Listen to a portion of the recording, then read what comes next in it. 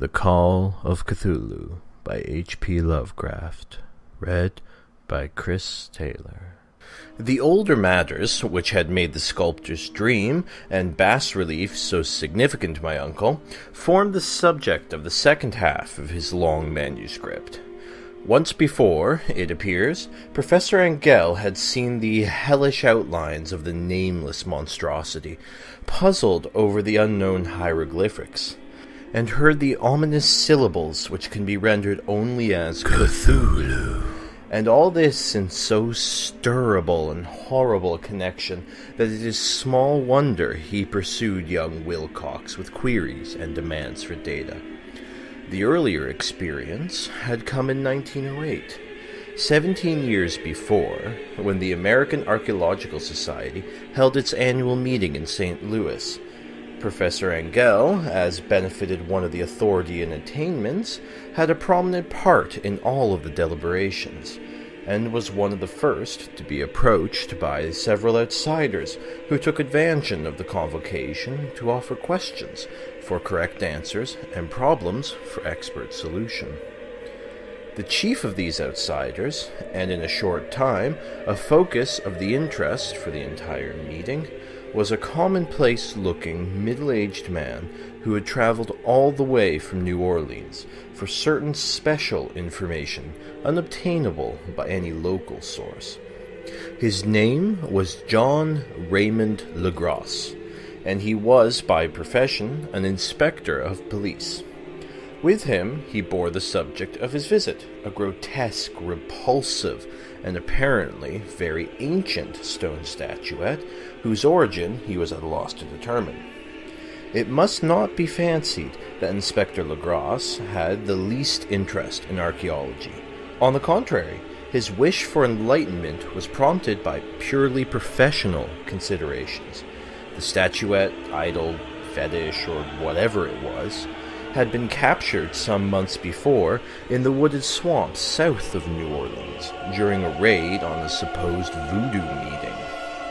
And so singular and hideous were the rites connected with it, the police could not but realize that they had stumbled on a dark cult totally unknown to them, and infinitely more diabolic than even the blackest of the African voodoo circles. Of its origin, apart from the erratic and unbelievable tales extorted from the captured members, absolutely nothing was to be discovered. Hence the anxiety of the police for any antiquarian lore which might help them place the frightful symbol, and through it track down the cult to its fountainhead. Inspector Legrasse was scarcely prepared for the sensation which his offering created. One sight of the thing had been enough to throw the assembled men of science into a state of tense excitement, and they lost no time in crowding around him to gaze at the diminutive figure, whose utter strangeness and air of genuinely abysmal antiquity hinted so potently at unopened and archaic vistas. No recognized school of sculpture had animated this terrible object, yet centuries, and even thousands of years, seemed recorded in its dim and greenish surface of unplaceable stone. The figure, which was finally passed slowly from man to man for close and careful study, was between 7 and 8 inches in height, and of exquisitely artistic workmanship.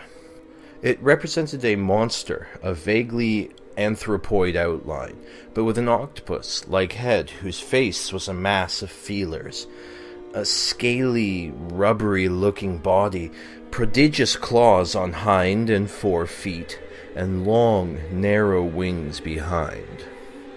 This thing, which seemed instinct with a fearsome and unnatural malignancy, was of a somewhat bloated corpulence, and squatted evilly on a rectangular block or pedestal, covered with undecipherable characters. The tip of the wings touched the back edge of the block. The seat occupied the center, whilst the long, curved claws of the doubled-up, crouching hind legs gripped the front edge and extended a quarter of the way down towards the bottom of the pedestal. The cephalopod head was bent forward, so that the ends of the facial feelers brushed the back of the huge forepaws, which clapped the croucher's elevated knees.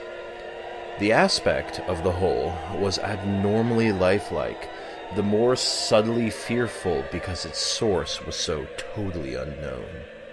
Its vast, awesome, and incalculable age was unmistakable, yet not one link did it shew with any known type of art belonging to civilization's youth, or indeed any other time. Totally separate and apart, its very material was a mystery, for the soapy greenish-black stone with its golden or iridescent flecks and striations resembled nothing familiar to geology or mineralogy. The characters along the base were equally baffling, and no member present, despite a representation of half the world's expert learning in this field, could form the least notion or even the remotest linguistic kinship. They, like the subject and material, belonged to something horribly remote and distinct from mankind as we know it, something frightfully suggestive of old and unhallowed circles of life, in which our world and our conceptions have no part. And yet, as the members severally shook their heads and confessed defeat at the inspector's problem, there was one man in that gathering who suspected a touch of bizarre familiarity in this monstrous shape and writing, and who presently told with some diffidence of the odd trifle he knew. This person was the late William Channing Webb, professor of anthropology in Princeton University, and an explorer of no slight note.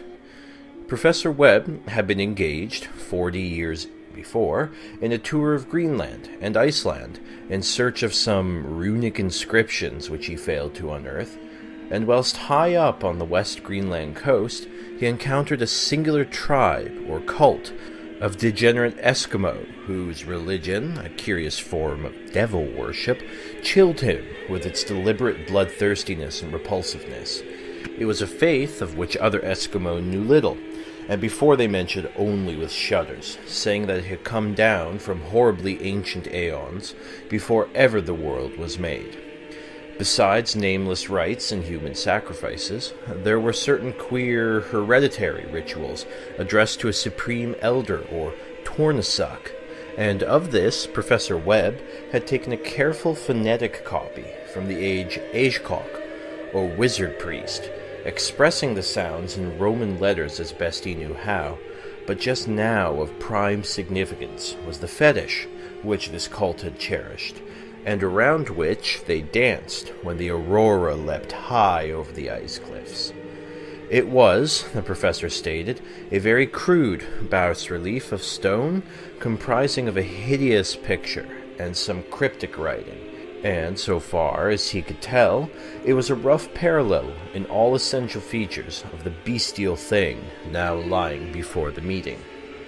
This data, received with suspense and astonishment by the assembled members, proved doubly exciting to Inspector Legrasse, and he began at once to imply his informant with questions.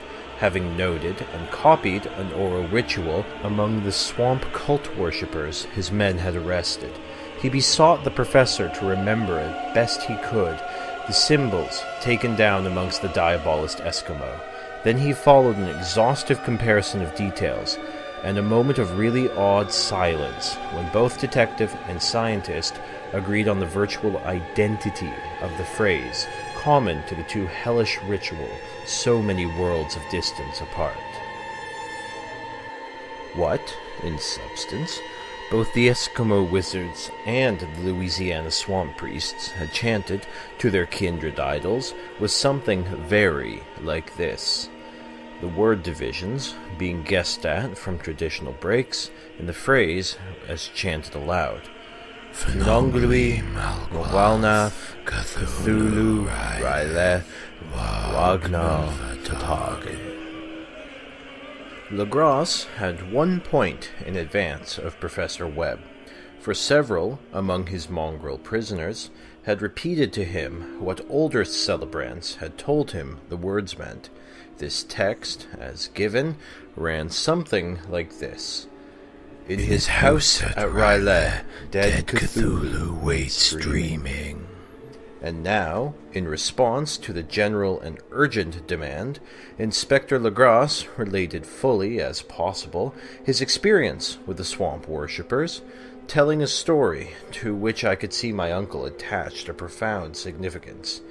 It savored of the wildest dreams of mythmaker and theosophist, and disclosed an astonishing degree of cosmic imagination among such half-castes and pariahs as one might least expect to possess it. On November 1st, 1907, there had come to New Orleans police a frantic summons from the swamp and lagoon county to the south.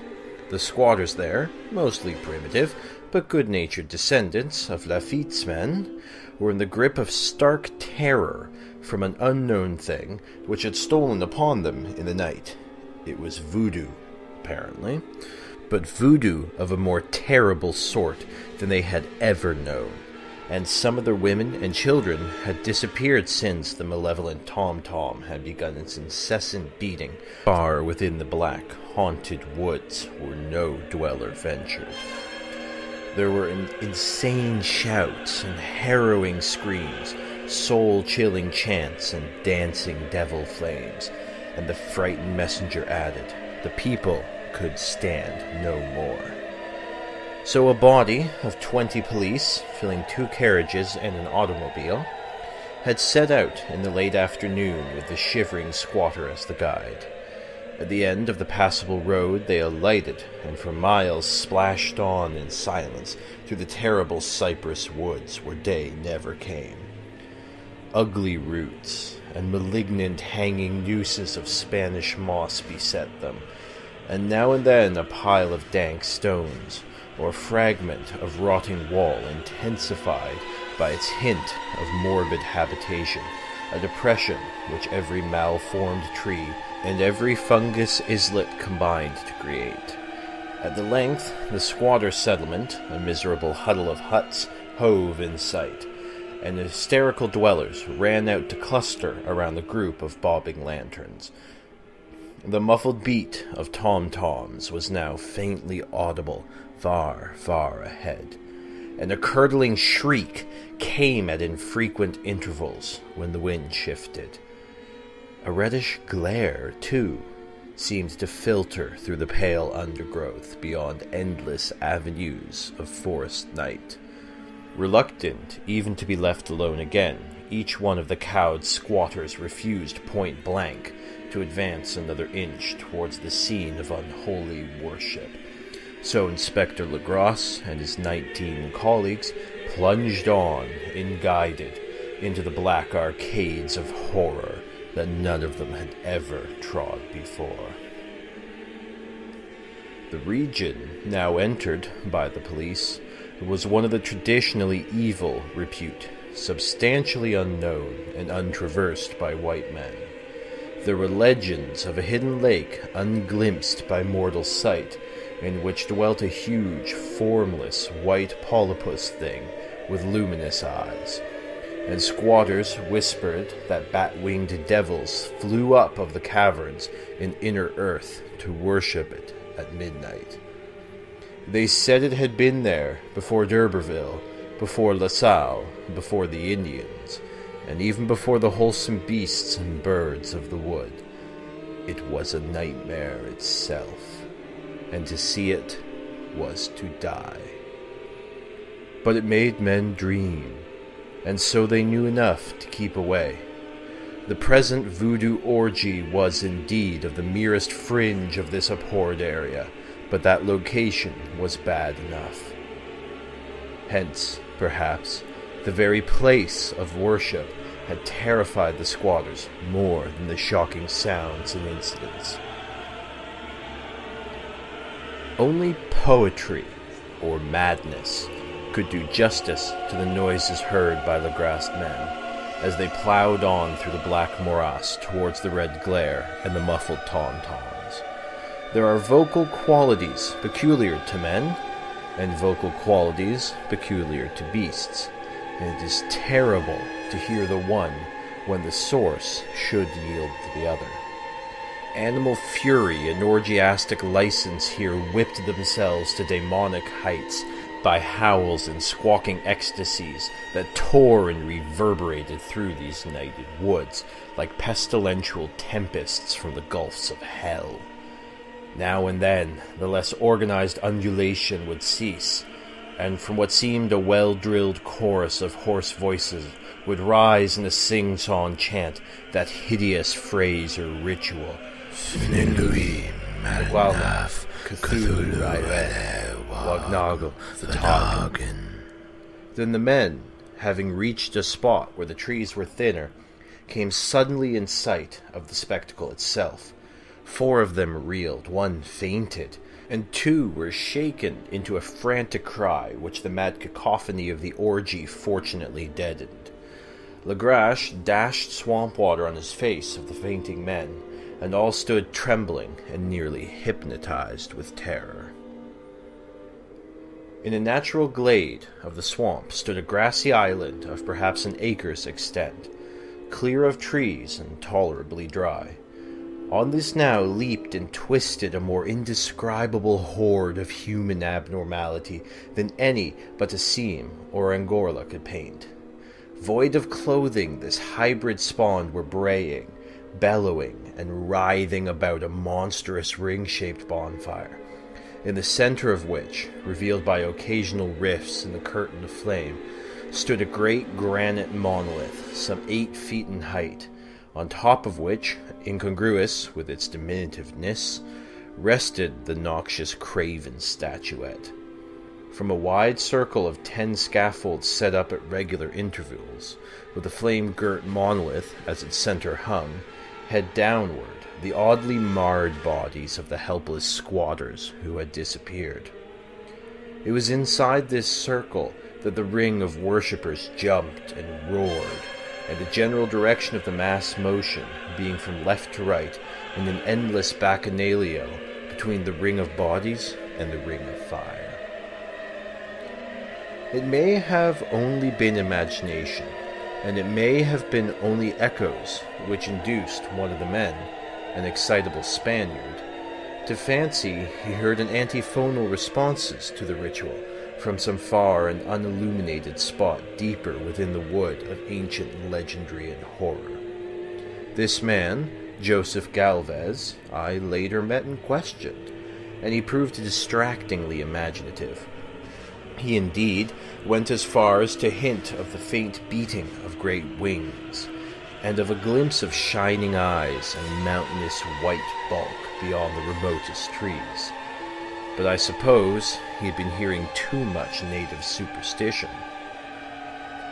Actually, the horrified pause of the men was of a comparatively brief duration. Duty came first, and although there must have been nearly 100 mongrel celebrants in the thong, the police relied on their firearms and plunged determinedly into the nauseous rot. For 5 minutes, the resultant din and chaos were beyond description. Wild blows were struck, shots fired, and escapes were made, but in the end, Legrasse was able to count some 47 sullen prisoners, who he forced to dress in haste and fall in line between the 2 rows of policemen. 5 of the worshippers lay dead, and 2 of the severely wounded ones were carried away on improvised stretchers by their fellow prisoners. The image on the monolith, of course, was carefully removed and carried back by Legrasse. Examined at headquarters after a trip of intense strain and weariness, the prisoners proved all to be men of very low, mixed-blooded, and mentally aberrant type. Most were seamen, and a sprinkling of Negroes and mulattoes, largely West Indians or Brava Portuguese from the Cape Verde Islands, gave a coloring of voodooism to the heterogeneous cult.